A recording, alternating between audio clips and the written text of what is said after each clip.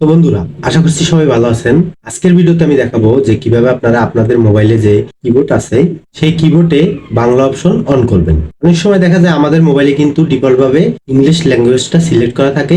এক্ষেত্রে কিন্তু আমরা অনেক সময় বুঝতে পারি না যে কিভাবে আমরা বাংলা অপশনটা অন করব। তো আজকের ভিডিওতে মূলত আমি সম্পূর্ণ প্রসেসটা দেখিয়ে দেবো যে কিভাবে আপনারা আপনাদের মোবাইলে বাংলা অপশন বা বাংলা কিবোর্ড আপনি অন করতে পারেন। তো আর কথা না বাড়িয়ে আসুন তাহলে চলে যাওয়া যাক মোবাইল স্ক্রিনে। তো বন্ধুরা, মোবাইল স্ক্রিনে আসার পরে আপনারা দেখতে পাচ্ছেন আমার মোবাইলে কিন্তু এই মুহূর্তে ইংলিশ যে কিবোর্ডটা আছে সেটা কিন্তু রয়েছে। তো এখন আমি এই ইংলিশ কিবোর্ডটাকে বাংলায় রূপান্তরিত করব।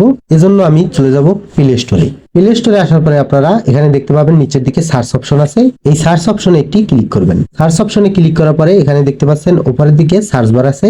এই সার্চ বারে ক্লিক করবেন।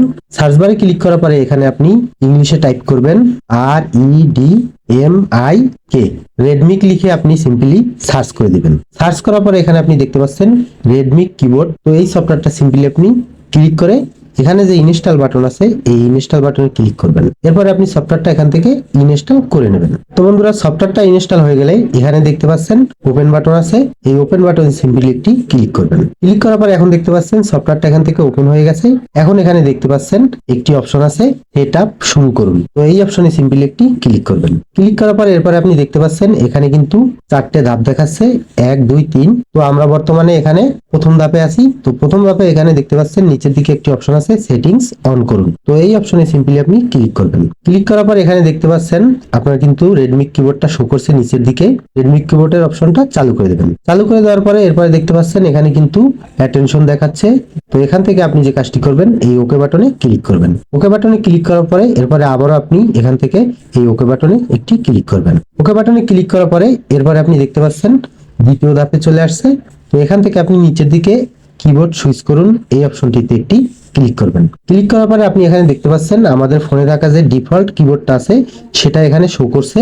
তো এখন আপনি যে কাজটি করবেন এখানে রেডমি কিবোর্ড এই অপশনটায় সিম্পলি একটি ক্লিক করে দেবেন। ক্লিক করার পরে এখন আপনি দেখতে পাচ্ছেন এখানে কিন্তু আপনার তৃতীয় যে ধাপটি আছে সেই ধাপটা এখানে ওপেন হয়েছে। তো এখান থেকে আপনি যে কাজটি করবেন এখানে নিচের দিকে দেখতে পাচ্ছেন তিনটি অপশন শো করছে, যেখানে আছে অভ্র, প্রভাত এবং জাতীয়। তো এখান থেকে আপনি অভ্র, প্রভাত এই তিনটের ভিতর থেকে আপনি যে কাজটি করবেন এখানে আপনি চাইলে তিনটি অন করে দিতে পারেন।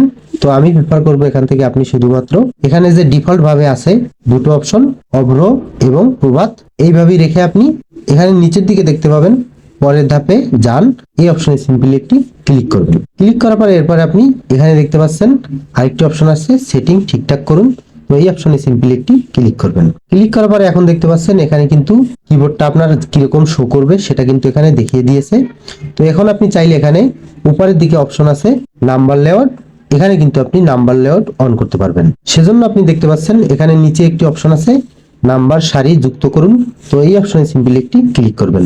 এখন আপনি দেখতে পাচ্ছেন এখানে কিন্তু নাম্বারের যে লেআউটটা আছে সেটা উপরে চলে আসছে। তো এরপরে আপনি যে কাজটি করবেন এখানে দেখতে পাচ্ছেন নিচের দিকে পরের ধাপে যান এই অপশনে সিম্পলি একটি ক্লিক করবেন। ক্লিক করার পরে আপনার কিবোর্ডের যে উচ্চতাটা আছে সেটা কিন্তু চাইলে আপনি এখান থেকে ঠিক করে নিতে পারেন আপনার ইচ্ছে মতো। এবং এরপরে আপনি এখান থেকে পরের ধাপে যান এই অপশনে আবার একটি ক্লিক করবেন। ক্লিক করার পরে এখানে দেখতে পাচ্ছেন অতিরিক্ত বাটন ব্যবহার করুন এই অপশনটা শো করছে। তো আপনি চাইলে অতিরিক্ত বাটন এখানে অন করতে পারেন যদি আপনার প্রয়োজন হয়। আর যদি না প্রয়োজন হয় আপনার কোনো ধরনের অতিরিক্ত বাটন, তাহলে আপনি এখানে দেখতে পাচ্ছেন পরের ধাপে যান এই অপশনে আবার একটি ক্লিক করবেন। এখন দেখতে পাচ্ছেন এখানে কিন্তু কোনো ধরনের আর অপশন শো করছে না। এখান থেকে আমাদের কিন্তু উপরের দিকে চারটে ধাপই সেটআপ হয়ে গেছে। এখন যদি আমি আমার কিবোর্ডে যাই যে কোনো একটা কিছু সার্চ করার জন্য, এখন দেখতে পাচ্ছেন এখানে কিন্তু কিবোর্ডটা চলে আসছে। এখন আপনি এই কিবোর্ডটাকে বাংলা করার জন্য যে কাজটি করবেন এখানে দেখতে পাচ্ছেন নিচের দিকে স্পেস বাটন আছে। এই স্পেস বাটনটাকে একটু স্ক্রল করে নিলে দেখতে পাবেন ইংলিশে যাচ্ছে। এরপর আবার যদি একটু স্ক্রল করেন দেখবেন প্রভাতে যাচ্ছে মানে বাংলা। এরপরে আপনি আরেকটু স্ক্রল করলে দেখতে পাবেন অভ্রতে যাচ্ছে মানে ইংলিশে। যদি আপনি বাংলায় টাইপ করেন সেক্ষেত্রে কিন্তু আপনাকে বাংলাটাই লিখে দিবে। ধরুন আমি লিখলাম TUMI মানে তুমি, মানে আমরা ইংলিশে লিখি যেরকম। এবং আপনি দেখতে পাচ্ছেন এখানে কিন্তু উপরের দিকে লেখা আসছে তুমি। আমি ইংলিশে লিখলাম TUMI, এখানে লেখা আসলো তুমি। তো এভাবেই আপনি এই অভ্র কিবোর্ডটা ইউজ করতে পারবেন। এবং স্ক্রল করে যদি আরেকটু যান তাহলে আপনি দেখতে পাবেন আবার ইংলিশটা চলে আসছে। এরপর যদি আবার একটু স্ক্রল করেন তাহলে আপনি বাংলাটা পেয়ে যাবেন। তো বন্ধুরা, আশা করি আপনারা বুঝতে পেরেছেন যে কিভাবে আপনারা মোবাইলের ইংলিশ কিবোর্ডটাকে চেঞ্জ করে বাংলায় রূপান্তর করবেন। তো ভিডিওটা যদি ভালো লেগে থাকে অবশ্যই লাইক কমেন্ট শেয়ার করবেন এবং আরো এরকম ধরনের উপকারী ভিডিও পেতে অবশ্যই এসএল টেকনোলজি ইউটিউব চ্যানেলটি সাবস্ক্রাইব করে বেল আইকনে হিট করবেন। আজকের মতো আমি সৌরভ এখানেই বিদায় নিচ্ছি। সবাই ভালো থাকবেন, সুস্থ থাকবেন, বাই।